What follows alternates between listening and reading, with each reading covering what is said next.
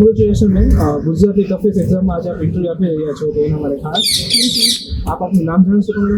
હા, મારું નામ રિતુ ગોસ્વામી છે. બરાબર. અને આજે આપણે કોનું બોર્ડ હતું? મારું બોર્ડ નંબર 2 આશા મેડમ. ઓકે. અને આપણે એજ્યુકેશન જે બેકગ્રાઉન્ડ હશે એના વિશે ક્વેશ્ચન હતા? હા, મારું એજ્યુકેશન બેકગ્રાઉન્ડ મારું મોસ્ટ ઓફ અને આ ઉપરાંત હું બીઆર છે નાના ભાગમાં, તો એના ઉપર મેં 4-5 ક્વેશ્ચન્સ હતા. કમ્પેરિઝન ક્વેશ્ચન્સ હતા.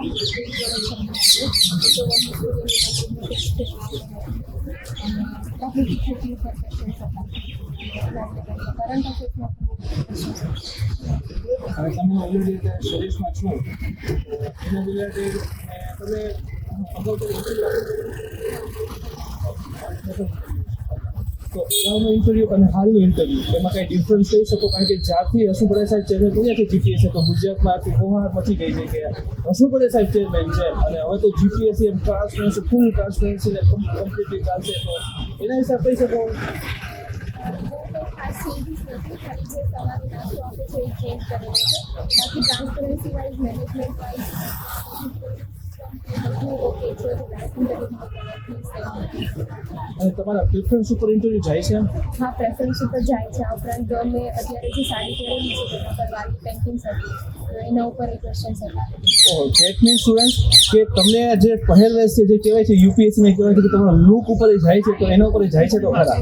બરાબર, તો એક ખાસ ધ્યાન રાખો. અને હસુપડે સાહેબ પેન્ટિંગ ઉપર પ્રશ્ન પૂછી રહ્યા છે એવું દેખાતું હતું, બરાબર?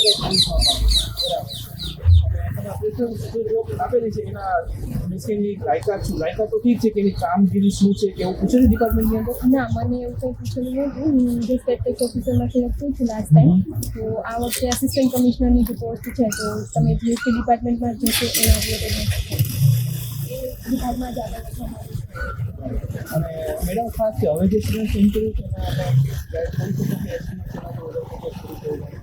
તમારું એજ્યુકેશન બેકગ્રાઉન્ડ અને આગળ તમે કોઈ જોબ કરેલી હોય તેના ઉપર પ્રિપેર કરી હોય બાબત તો તમારે કોન્ફિડન્સ મેટર કરે છે અને કેટલા સિચ્યુએશન બેઝ ક્વેશ્ચનના હાલ રીતે નિર્ણય લઈ શકો છો એના પર હોય છે. એટલે બહુ કંઈ ડરવાની જરૂર નથી. જે પ્રિપેર કરેલું છે એને રિવાઇઝ કરો અને કોન્ફિડન્સ બિલ્ડ કરી આપો.